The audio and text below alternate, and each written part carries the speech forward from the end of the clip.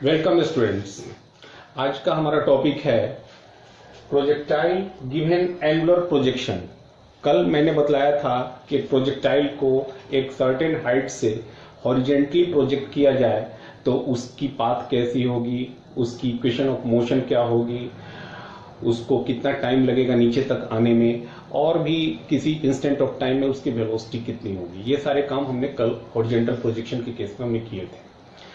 आज हमें एक बॉडी गिवन होगी जो प्रोजेक्टाइल की तरह बिहेव करेगी।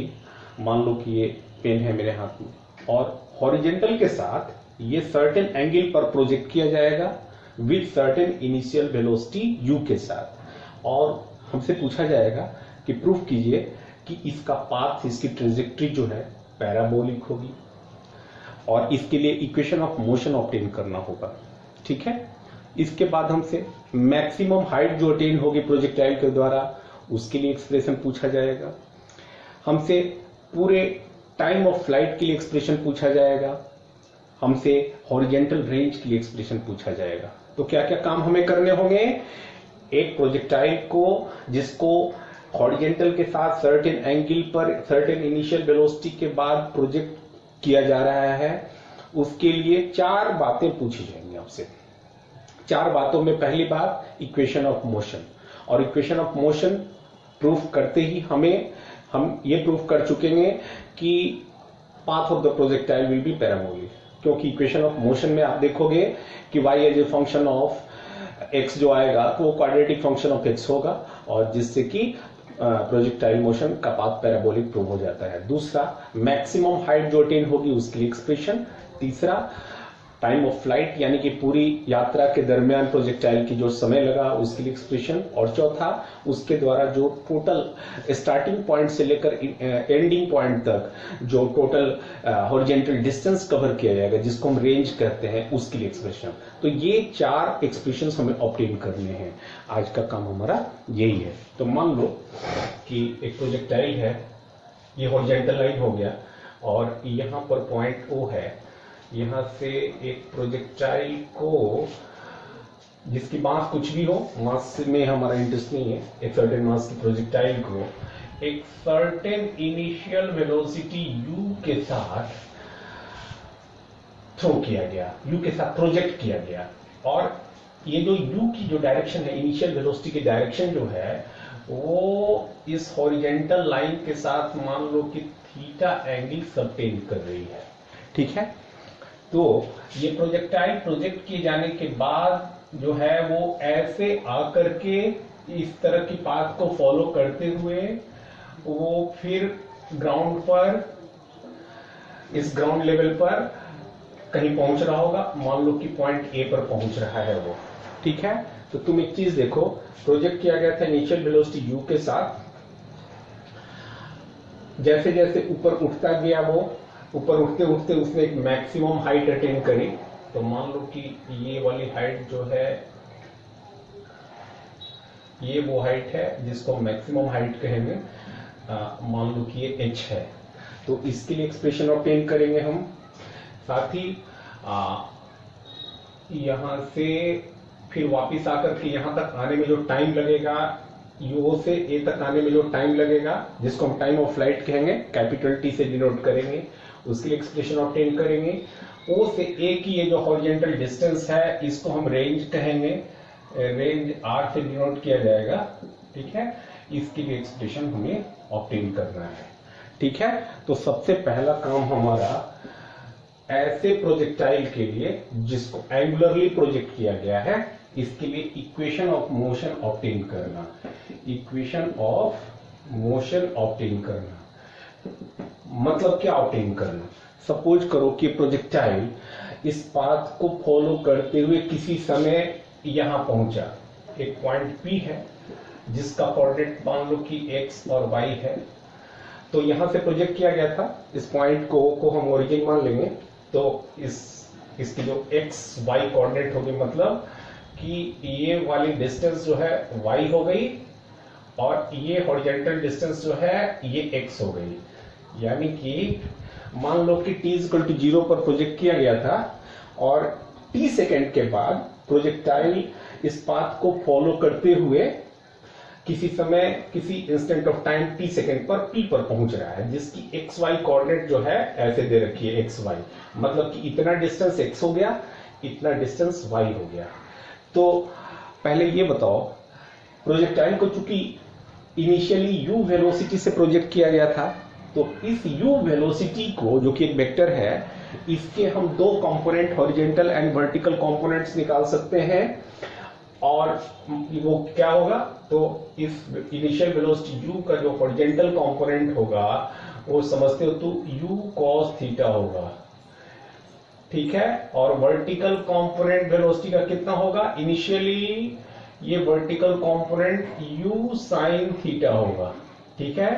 तो प्रोजेक्टाइल जिसको इनिशियली u वेलोसिटी से थीटा एंगल पर प्रोजेक्ट किया गया, इसकी स्टार्टिंग में initially horizontal component of velocity u cos theta रहेगी और initial vertical component of velocity u sin theta होगी, ठीक है।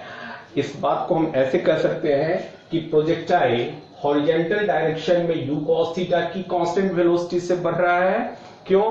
क्योंकि हॉरिजॉन्टल डायरेक्शन में कोई फोर्स ही नहीं लग रहा है, इसीलिए इसकी जो horizontal component of velocity u cos theta है, throughout the motion of the projectile इसकी हॉरिजॉन्टल कंपोनेंट ऑफ वेलोसिटी में कोई बदलाव नहीं आएगा।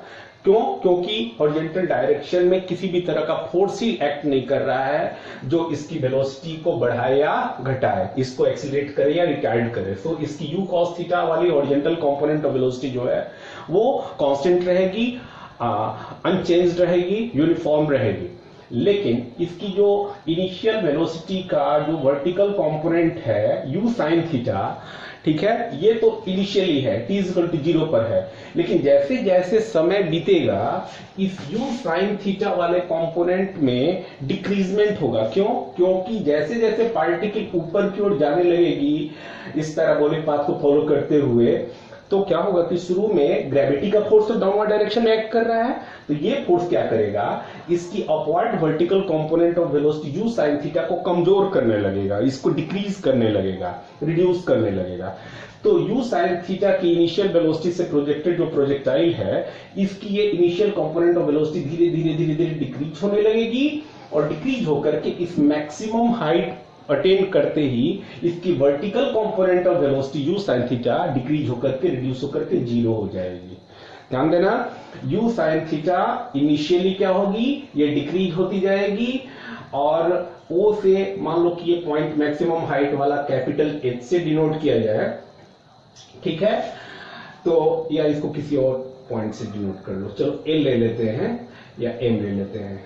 तो ये मैक्सिमम हाइट वाला पॉइंट अगर M है तो O से M तक पहुंचते पहुंचते, ठीक है, इसकी जो vertical component of velocity initially u sin theta थी वो रिड्यूस होकर के यहाँ 0 हो जाएगी, ठीक है। तो ये ध्यान रखना कि मैक्सिमम हाइट पर वर्टिकल कंपोनेंट ऑफ वेलोसिटी 0 रहेगी, लेकिन फिर भी हॉरिजॉन्टल कंपोनेंट ऑफ वेलोसिटी यहां भी u cos थीटा ही रहेगी, क्योंकि u cos थीटा के हॉरिजॉन्टल कंपोनेंट ऑफ वेलोसिटी में कोई चेंज नहीं आएगा।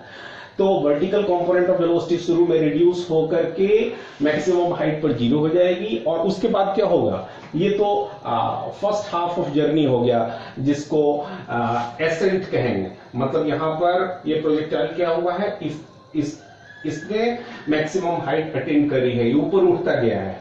अब सेकेंड हाफ जर्नी में क्या होगा, प्रोजेक्टाइल नीचे आने लगेगा, इसकी हाइट रिड्यूस होने लगेगी और जब ये मैक्सिमम हाइट को क्रॉस करेगा प्रोजेक्टाइल, तो इसकी यहां तो इसकी वर्टिकल कंपोनेंट ऑफ वेलोसिटी 0 हो गई।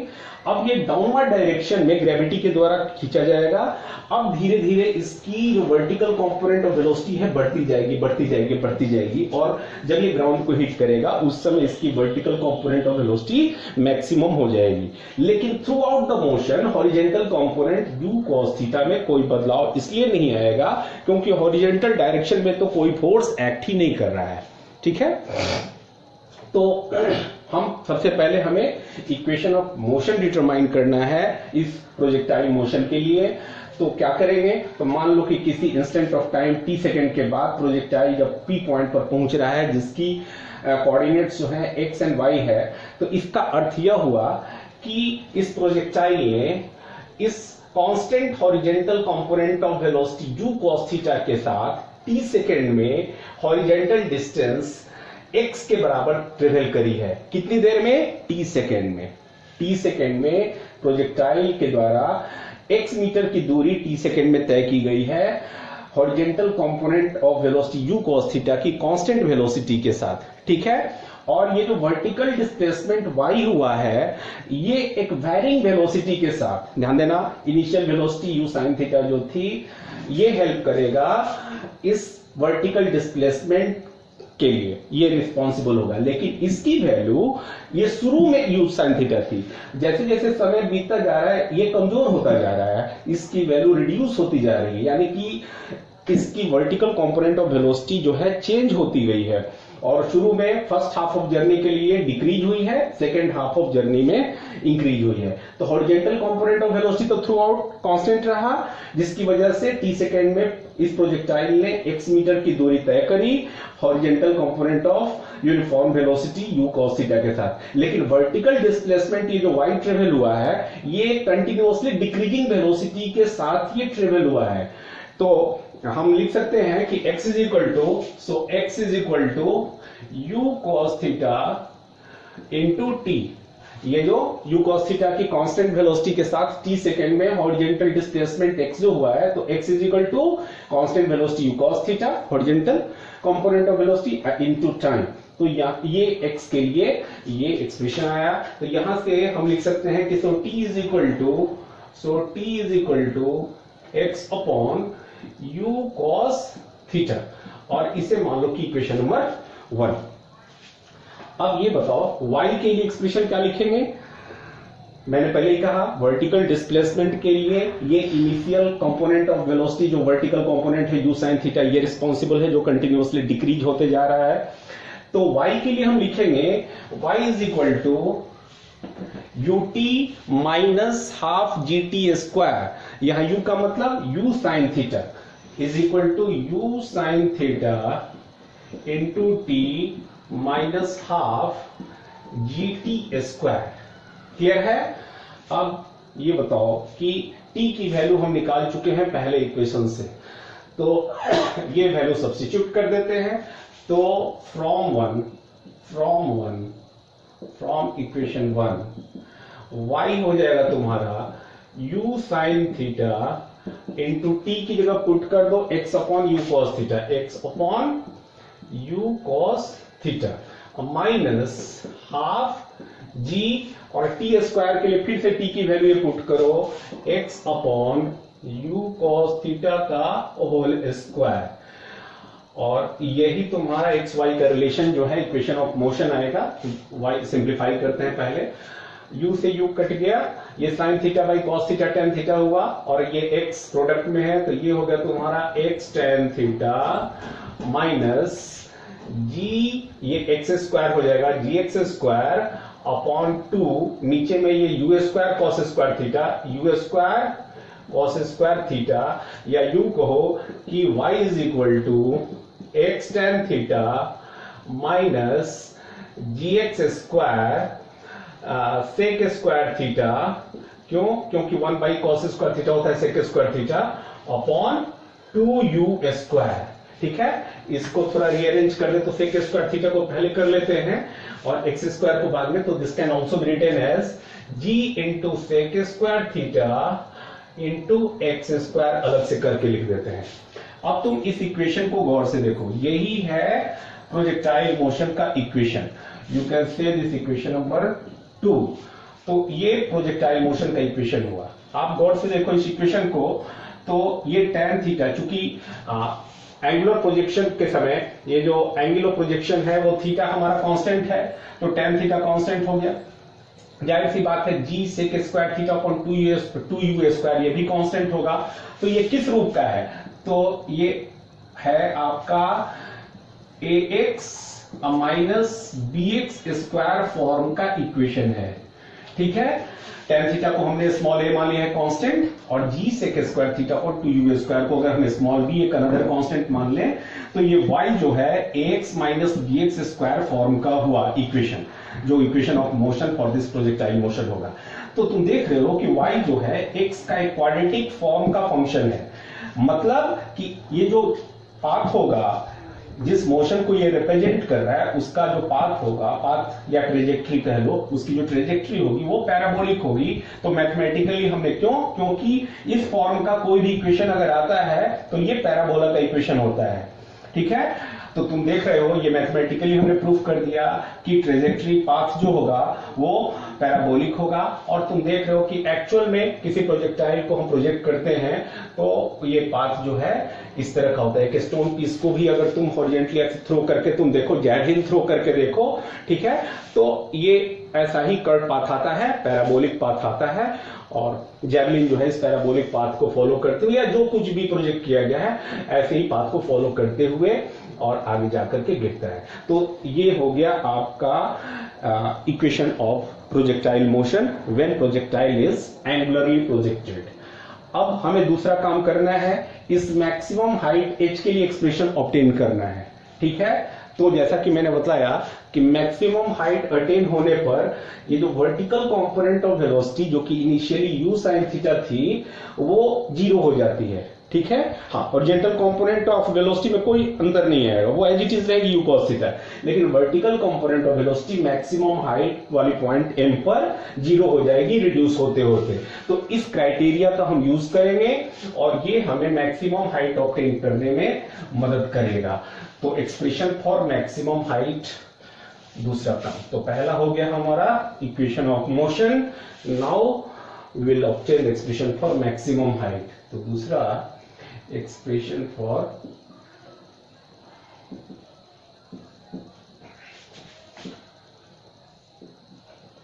Maximum height h। ठीक है, एक काम करो, इसे कैपिटल H से डिनोट कर लेते हैं,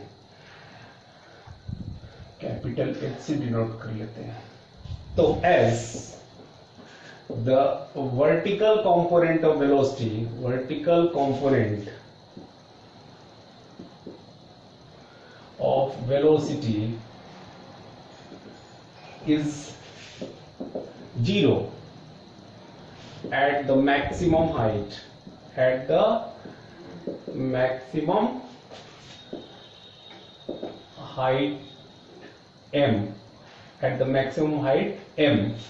so याद करो formula v square is equal to u square और माइनस 2as वाला, तो a की जगह यहाँ g हो जाएगा और s की जगह ये h हो जाएगा। इसका इस्तेमाल करते हैं। और v का मतलब वर्टिकल कंपोनेंट ऑफ वेलोसिटी जो कि फाइनली m पॉइंट पर 0 हो गई है और जो कि इनिशियली u sin थीटा हुआ करती थी। तो इस फॉर्मूला का, इस इक्वेशन ऑफ मोशन का हम प्रयोग करें तो v square is equal to u square यानी u sin थीटा का whole square minus 2gh, 2as, a की जगह g और s की जगह h, और initial component of velocity u sin theta का होल स्क्वायर और फाइनल वेलोसिटी जो है वो v की जगह हम 0 पुट करेंगे। as v is equal to 0, as v is equal to 0, so 0 is equal to, अब इसको हम स्क्वायर कर देते हैं, u square sine square theta और माइनस 2gh। ये आ जाएगा आपका 2gh is equal to u square sine square theta, which implies h is equal to u square sine square theta upon 2g। This is the expression for maximum height. ठीक है, तो दो काम हम कर चुके हैं, एक तो इक्वेशन ऑफ प्रोजेक्टाइल मोशन हमने ऑब्टेन किया और उसके बाद मैक्सिमम हाइट के लिए फॉर्मूला आ गया, ये दूसरा फॉर्मूला। अब हमें time of flight and time of accent के लिए एक्सप्रेशन ऑब्टेन करना है। जरा ये समझ लो, टाइम ऑफ एसेंट क्या होता है, टाइम ऑफ डिसेंट क्या होता है, टाइम ऑफ फ्लाइट क्या होता है।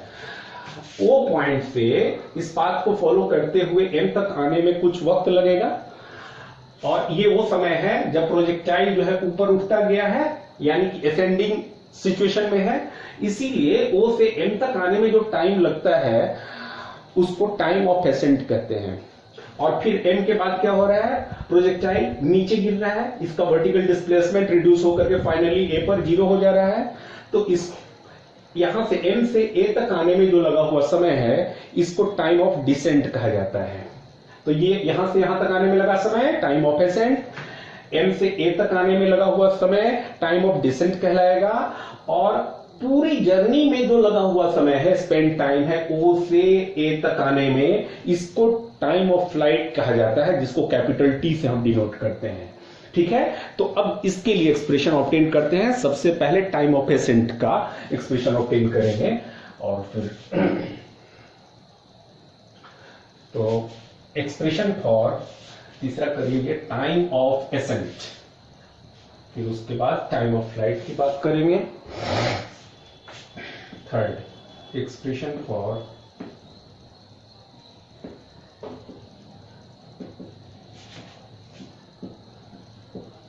Time of ASCENT, ascent. मान लो कि ये T1 से हम डिनोट करें टाइम ऑफ एसेंट को, तो ये वो समय है T1 समय जब प्रोजेक्टाइल O से इस पाथ को फॉलो करते हुए आगे बढ़ते हुए M पर पहुंच रहा है मैक्सिमम हाइट पर। तो इस मैक्सिमम हाइट पर पहुंचने पर जैसा कि तुमने देखा कि vertical component of velocity u sin theta से रिड्यूस होकर के क्या हो जाएगी, 0 हो जाएगी। तो अगर T1 समय में ये हो रहा है तो v यानी vertical component of velocity finally m पर जो कि 0 हो जाएगी, v is equal to u minus g T1 formula लगा दें, v is equal to u minus AT वाला। तो u क्या है, u sin थीटा है। तो T1 सेकेंड के बाद ये vertical component of velocity u sin theta reduce होकर के मैक्सिमम हाइट m पर 0 हो जाएगी। तो बताओ T1 निकालने का क्या तरीका, हम कर दें v is equal to u minus g T1, where u का मतलब u sin थीटा और v का मतलब 0। तो 0 is equal to u sin theta minus g T1। So T1 हो जाएगा तुम्हारा u sin theta upon g, और ये आ गया expression for, this is the expression for time of ascent आ गया।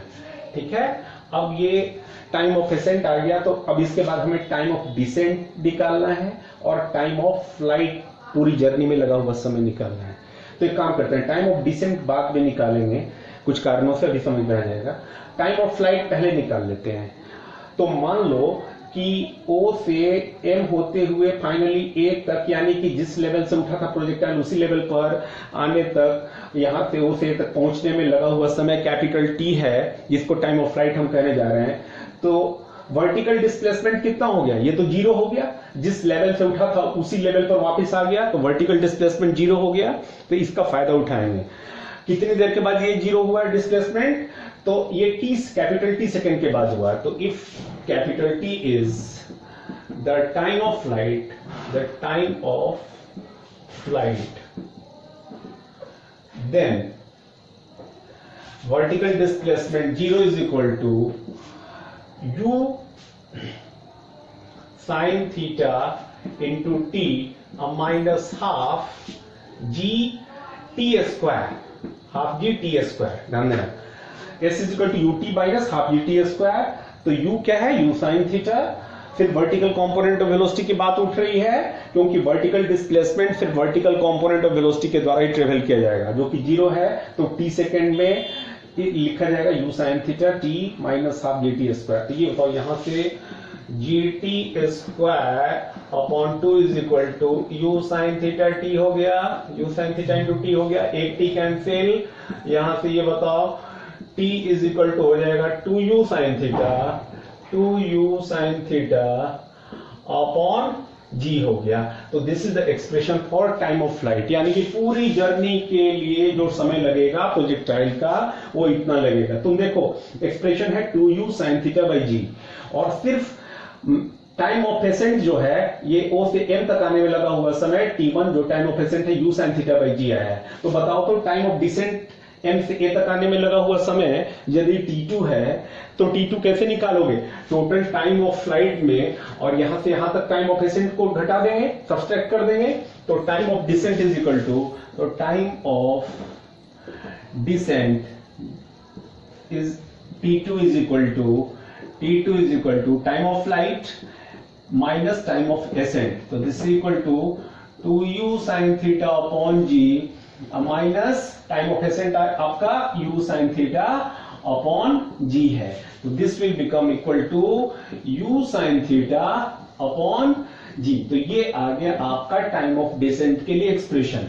अब तुम इन दोनों एक्सप्रेशन को देखो, टाइम ऑफ एसेंट और टाइम ऑफ डिसेंट दोनों का एक्सप्रेशन सेम है, मतलब जितना समय प्रोजेक्टाइल को प्रोजेक्शन के टाइम के बाद मैक्सिमम हाइट तक अटेंड करने में लगेगा, उतना ही टाइम इस प्रोजेक्टाइल को मैक्सिमम हाइट से गिर करके फिर ग्राउंड तक आने में लगेगा। ठीक है, यानी कि time of ascent is equal to time of descent and total time of flight is equal to the sum of this two times u sin theta by g plus u sin theta by g, that is 2u sin theta by g। तो ये सारे concept जो हैं आपके clear रहने चाहिए। अब हमें क्या निकालना है, अब रेंज के लिए एक्सप्रेशन हमें चाहिए। तो now the last part of this question is we want expression for range. ये बता, पूरे टाइम, पूरी जर्नी में जो लगा हुआ समय है capital T time of flight के बराबर है। इतनी देर तक पार्टिकल प्रोजेक्टाइल जो है हॉरिजॉन्टल डायरेक्शन में constant velocity u cos theta के साथ मूव करता रहा। ठीक है, तो पहले तो हम लिखते हैं कि expression for range, expression for range, range का एक्सप्रेशन हम कैसे निकालेंगे, रेंज R। तो रेंज क्या है, ये maximum horizontal distance travelled by the projectile है, यानी O से A के बीच की दूरी। ठीक है, तो हॉरिजॉन्टल डिस्टेंस तो हॉरिजॉन्टल कंपोनेंट ऑफ वेलोसिटी के द्वारा ही ट्रेवल होगा, और हॉरिजॉन्टल कंपोनेंट ऑफ वेलोसिटी जो कि u cos थीटा है, ये थ्रू आउट कांस्टेंट रही है। ठीक है, और O से A तक आने में जो समय लगा है टाइम ऑफ फ्लाइट के बराबर, कैपिटल T के बराबर, तो हम कह सकते हैं कि प्रोजेक्टाइल ने r मीटर की हॉरिजॉन्टल डिस्टेंस ट्रेवल करी है u cos थीटा की कांस्टेंट वेलोसिटी के साथ कैपिटल T सेकेंड में, जिसके लिए expression 2u sin theta by small g आया है। तो अगर u cos थीटा को हम t से मल्टीप्लाई कर दें, यानी 2u sin theta by g से मल्टीप्लाई कर दें, तो हमें रेंज के लिए एक्सप्रेशन मिल जाएगा। तो range is equal to, range r is equal to u cos theta की constant horizontal velocity into capital T। तो ये हो गया आपका, so r is equal to u cos theta into t, how much, t is equal to 2u sin theta, just हम expression obtain किया upon g. तो ये हो गया आपका 2 इंटू यू स्क्वायर, या एक काम करो u स्क्वायर रहने दो, u इंटू यू कर दो u स्क्वायर, और into 2 sine theta, cos theta होता है sine 2 theta, u square sine 2 theta upon g. ठीक है, ये हो गया एक्सप्रेशन फॉर रेंज। ठीक है, तो रेंज के लिए एक्सप्रेशन आ गया हमारा u square sine 2 theta upon g आ गया। क्लियर है, तो हमने क्या क्या एक्सप्रेशन ऑब्टेन कर लिया, इक्वेशन ऑफ प्रोजेक्टाइल मोशन कर लिया, हमने मैक्सिमम हाइट के लिए एक्सप्रेशन ऑब्टेन कर लिया, हमने टाइम ऑफ फ्लाइट के लिए एक्सप्रेशन ऑब्टेन किया, हमने प्रूफ किया कि time of ascent is equal to time of descent होता है u sin theta upon g के बराबर, and finally we obtain the expression for the range. Clear है, तो आज के लिए इतना ही, और इन सारे एक्सप्रेशंस की आप प्रैक्टिस कीजिएगा, कल इस पर बेस्ट हम लोग न्यूमेरिकल सॉल्व करेंगे। ठीक है, थैंक यू।